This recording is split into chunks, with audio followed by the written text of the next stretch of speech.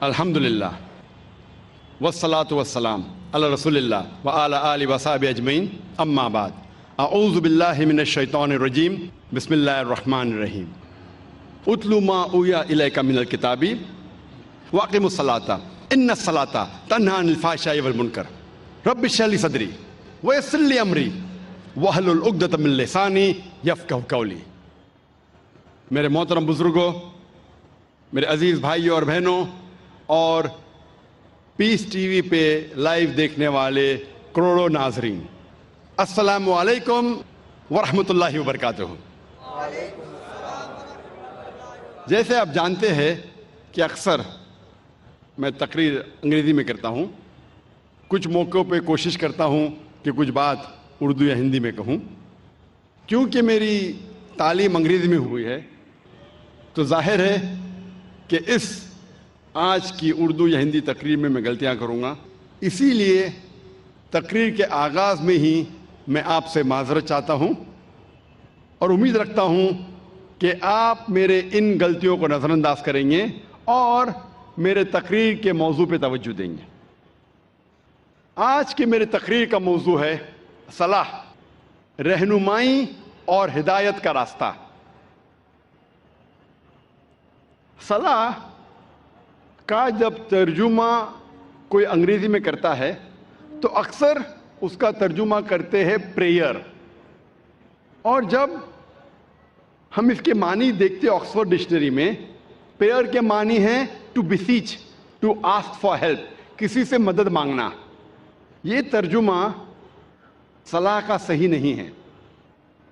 جو ہم صلاح کے بعد دعا مانگتے ہیں، the supplication we do، اس کے معنی ہے مدد مانگنا، کیونکہ صلاح میں ہم اللہ سے مدد مانگنے کے علاوہ ہم اس کی تعریف بھی کرتے ہیں، ہم اس کا شکریہ ادا بھی کرتے ہیں اور اللہ سے ہدایت بھی پاتے ہیں۔ اسی لیے ٹو پرے، مدد مانگنا، صلاح کا پورا ترجمہ نہیں ہے اور ہم اسے صحیح نہیں کہہ سکتے۔ اردو میں جو ہم ترجمہ کرتے ہیں نماز، یہ پرشین لفظ سے آتا ہے، اسے کہتے ہیں بندگی۔ یہ ترجمہ کافی حد تک صحیح ہے، انگریزی ترجمہ پریئر سے اور صحیح ہے۔ اور انگریزی میں صلاح کو پسند کرتا ہوں کہنے کے لیے پروگرامنگ، یا عام زبان میں کہیں گے برین واشنگ، دماغ کی صفائی کرنا۔ لیکن کوئی اگر کہیں گا آذان سننے کے بعد آپ کہاں جا رہے، اور کہیں گے I'm going for brain washing، میں دماغ کی صفائی کرنے کے لیے جا رہا ہوں، تو عجیب لگتا ہے۔ تو کہ انگریزی میں کہیں گا کہ میں پریئر کے لیے جا رہا ہوں، مجھے کوئی حرج نہیں ہے، لیکن یہ کہنا چاہتا ہوں پریئر جو انگریزی لفظ ہے وہ صلاح کا صحیح ترجمہ نہیں ہے۔ میں پسند کرتا ہوں کہنے کے لیے پروگرامنگ ٹورڈز رائچیسنس، یا صلاح رہنمائی اور ہدایت کا راستہ ہے، کیونکہ صلاح میں اللہ سے مدد مانگنے کے علاوہ ہم اس کا شکریہ ادا بھی کرتے ہیں، ہم اس کی تعریف بھی کرتے ہیں اور اس سے ہدایت اور رہنمائی بھی پاتے ہیں۔ جب بھی ہم یہ لفظ پروگرامنگ سنتے ہیں، فوراً ہمارے دماغ میں کمپیوٹر آ جاتا ہے۔ اگر آپ مجھے اجازت دیں گے کہ میں انسان کو ایک مشین کہوں تو مجھے یہ کہنا پڑے گا کہ انسان دنیا کی سب سے بہترین مشین ہے، انسان دنیا کی سب سے بہترین کمپیوٹر ہے۔ اور اکثر یہ عام ہے کہ جب ہم صلاح پڑھتے ہیں اکثر ہمارا ذہن بھٹکتا ہے، یہ عام بات ہے، یہ کچھ نئی بات نہیں، ہم جانتے ہیں لیکن کئی بار کسی ذکر نہیں کریں گے، لیکن ہم سب جانتے ہیں کہ اکثر جب ہم صلاح پڑھتے ہیں تو ہمارا ذہن بھٹکتا ہے۔ اگر کوئی طالب علم کوئی امتحان کا پیپر دینے کے بعد جب صلاح پڑھ رہا ہے تو صلاح میں وہ سوچیں گا سوال نمبر 2 کا جواب میں نے ایسے کیوں دیا، اگر ویسے دیتا تھا تو اچھا ہوتا۔ وہ عورت سوچیں گی کہ میرے شوہر کے لیے آج میں کیا پکاؤں، چکن بریانی یا مٹن پلاؤ۔ یہ سلام میں ہی سب ہمیں خیال آتا ہے. وہ بزنس مین سوچے گا, تاجر سوچے گا کیا میں کس کا دھندا کروں, کون سے تجارت میں مجھے زیادہ فائدہ ہے. تو سلام میں ہمارا ذہن بھٹکتے رہتا ہے, اور یہ عام بات ہے. بھٹکنا چاہیے نہیں, لیکن بھٹکتا ہے. کیوں؟ کیونکہ اکثر ہم مسلمان 80% سے زیادہ مسلمان ہم عربی نہیں جانتے. اور جب ہم سلام میں جو آیتیں پڑھتے ہیں قرآن مجید کی, مثال کے طور پہ سورہ فاتحہ پڑھنا فرض ہے. ہم جب سورہ فاتحہ پڑھتے ہیں, ہمیں سورہ فاتحہ اتنے اچھی طریقے سے یاد ہے کہ اگر نیند میں سے ہمیں کوئی اٹھائیں گا 2 بجے رات کو اور کہیں گا سورہ فاتحہ پڑھو, تو ہم 100 میل کی رفتار پہ پڑھ سکیں گے. رب العالمین ہمارے مالک یوم الدین, کیونکہ ہمیں سورہ فاتحہ بہت اچھی طریقے سے یاد ہے. نیند میں بھی آپ بولیں گے تو ہم 100 میل کی رفتار پہ سورہ فاتحہ پڑھ سکیں گے. اور ہمارا ذہن جو اللہ سبحانہ تعالیٰ نے ہمیں دیا ہے, the brain Allah has given us, وہ اتنا پاورفل ہے کہ یہ سورہ فاتحہ ہمارے ذہن کا ایک دم چھوٹا سا حصہ استعمال ہوتا ہے, کیونکہ ہمیں پوری طریقے سے یاد ہے, منہ زبانی یاد ہے, اور ہم 100 میل کی رفتار پہ پڑھ سکتے. تو سورہ فاتحہ پڑھنے کے لیے ہمارا بہت چھوٹا سا ذہن, بہت چھوٹا, ایک دم کم ذہن استعمال ہوتا ہے. باقی ہمارا ذہن خالی ہے.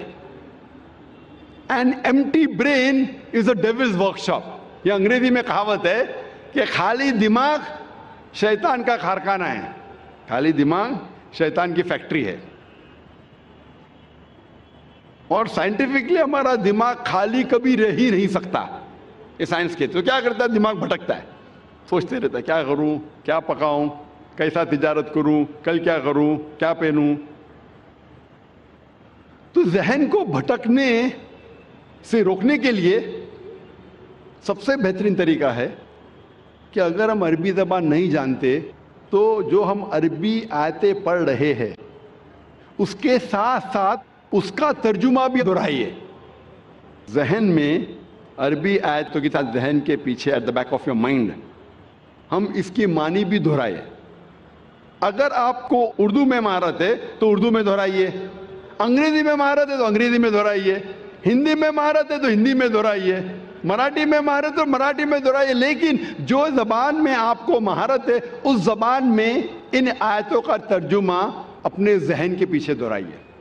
تو اگر ہم ترجمہ یاد کریں گے جو ہم آیتیں پڑھ رہے ہیں, اور جیسے میں نے فرمایا کہ سورہ فاتحہ پڑھنا فرض ہے اور ہم سلام میں پڑھتے الحمدللہ رب العالمین, ساری تعریفیں اللہ کی ہے جو رب ہے سارے عالمین کا.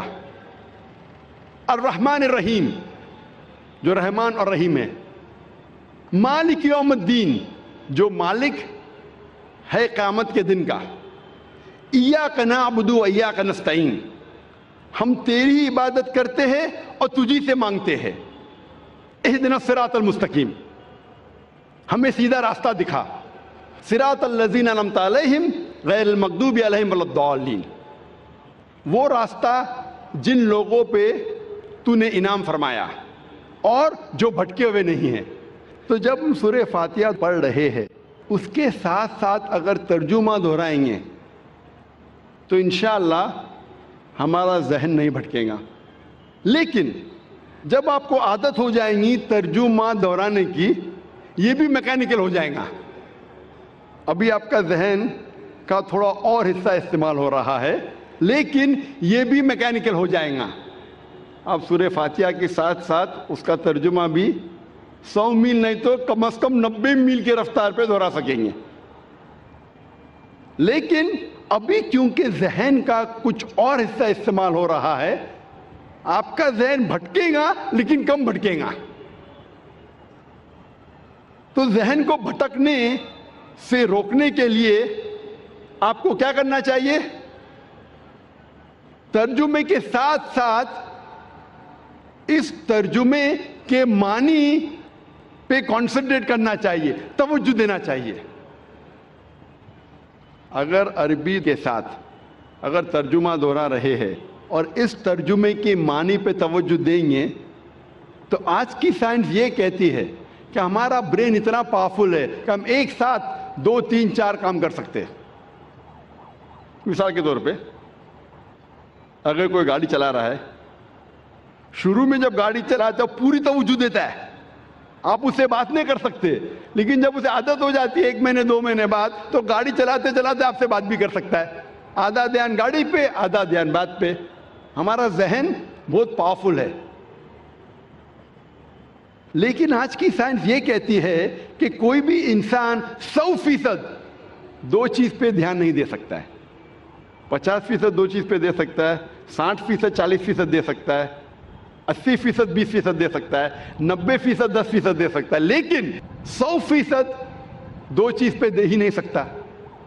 تو عربی آیت کی تلاوت کرنے کے ساتھ ساتھ اگر ترجمہ دہراتے ہیں، اس ترجمہ پہ آپ کنسنٹریٹ کرتے ہیں، دھیان دیتے ہیں 100%، جتنا آپ دھیان دیں گے اتنا کم آپ کا ذہن بھٹکے گا. اگر 100% دھیان دیں گے تو انشاءاللہ آپ کا ذہن کبھی بھی نہیں بھٹکے گا.